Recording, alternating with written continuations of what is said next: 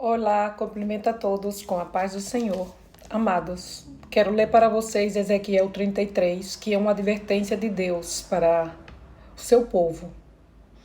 Diz o Senhor: deveres do atalaia. Veio a mim palavra de Jeová dizendo: Filho do homem, fala aos filhos do teu povo e di-lhes: quando eu trouxer espada sobre a terra, e o povo da terra tomare a um homem do seu território e o colocará por atalaia, e ele vê vir a espada sobre a terra e toca a trompeta e avisa o povo, qualquer que escute o sonido da trompeta e não se apercebe, e vindo a espada e o fere, seu sangue será sobre sua cabeça. O sonido da trompeta escutou, escutou e não se apercebeu. Seu sangue será sobre ele. Mas o que se aperceber será livrado. Aqui o Senhor diz que está trazendo a ira dele para a terra. E nós estamos avisando. Eu estou avisando agora. Deus está trazendo ira para a terra. Se você corrige seus passos, você será livre. Se você não corrige seus passos, o seu sangue corre por sua conta, sua vida, sua alma. Eu não tenho nada que ver, porque diz assim, ó. Mas se o atalaia vê vir a espada e não toca a trombeta, e o povo não se aperceber, não se cuida, e vindo a espada e fere a algum, este foi tomado por causa do pecado. Mas eu demandarei o sangue da mão do atalaia. O Senhor vai demandar de mim o seu sangue se eu não te alerto.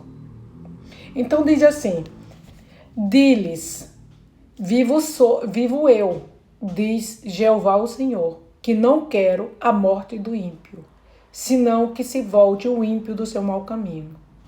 E viva, volte de vossos maus caminhos, porque morrereis, ó casa de Israel. Irmãos, em nome de Jesus eu peço. Converta-se hoje e agora. Pelo amor de Jesus. Está vindo a ira de Deus contra a terra. Quando eu tinha 23 anos para 24, eu vivi em Buenos Aires, Argentina.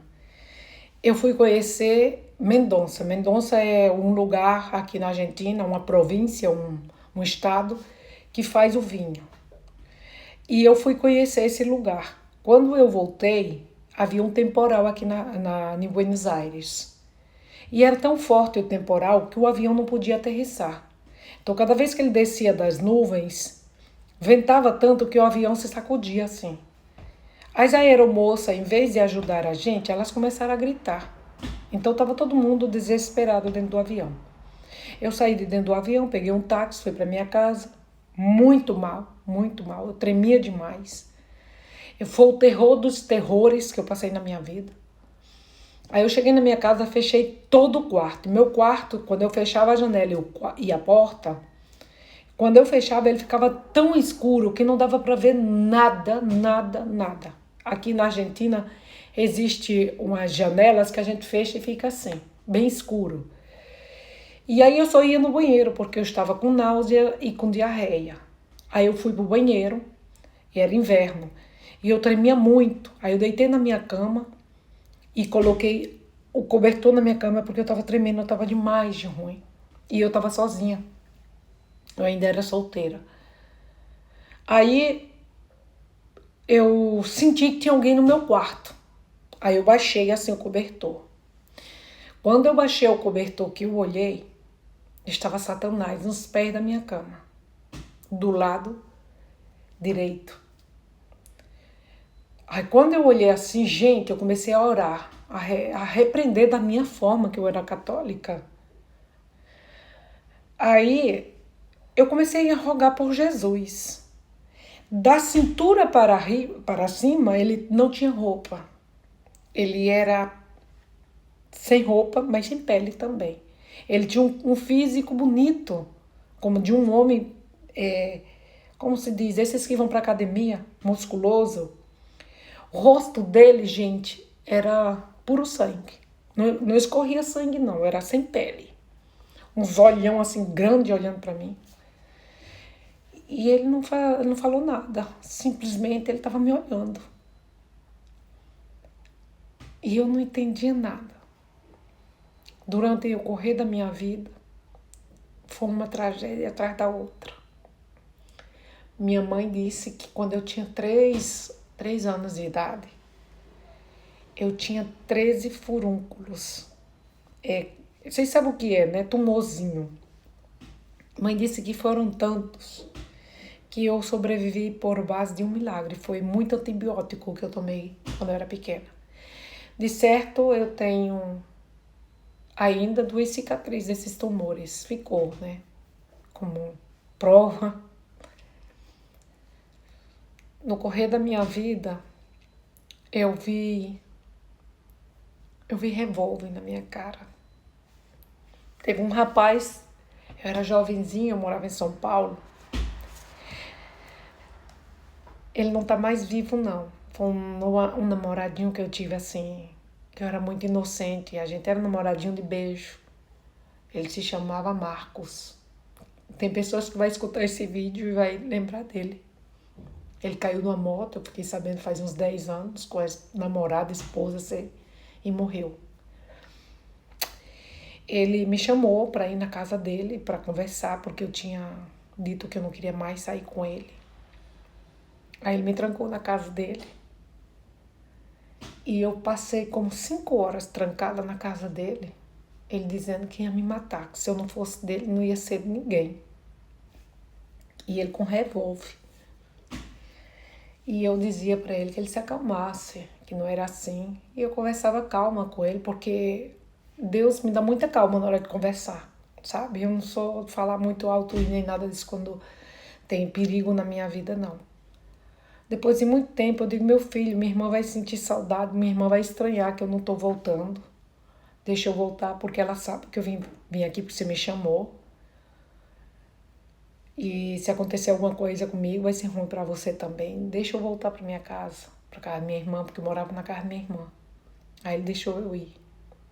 Quando eu cheguei na porta da casa da minha irmã, ele pegou um grito. Aí eu olhei pra trás. Quando eu olhei pra trás, ele deu um tiro pro céu. E me mandou entregar a cápsula da bala e disse, isso era pra você. E eu guardei essa cápsula um tempinho. Aqui na Argentina, eu passei por coisas horríveis também. Uma vez um homem se apaixonou por mim de uma forma obsessiva, que ele me mandou tantas ameaças, disse que ia me encontrar onde fosse. Eu já estava separada do pai dos meus filhos e que ele ia me matar, porque ele queria se casar comigo. Assim, se apaixonou à primeira vista. Não é coisas que eu me meti em coisas estranhas, não.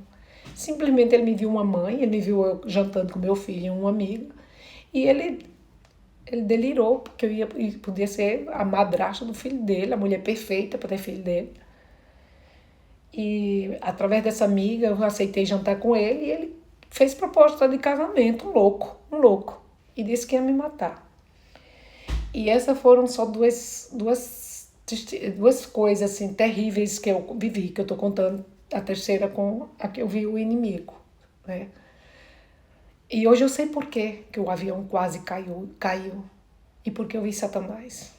Porque hoje eu tinha que levar a palavra de Deus e aviso que Jesus está voltando. Essa semana eu sonhei que tinha uma fila enorme assim, subindo de carro.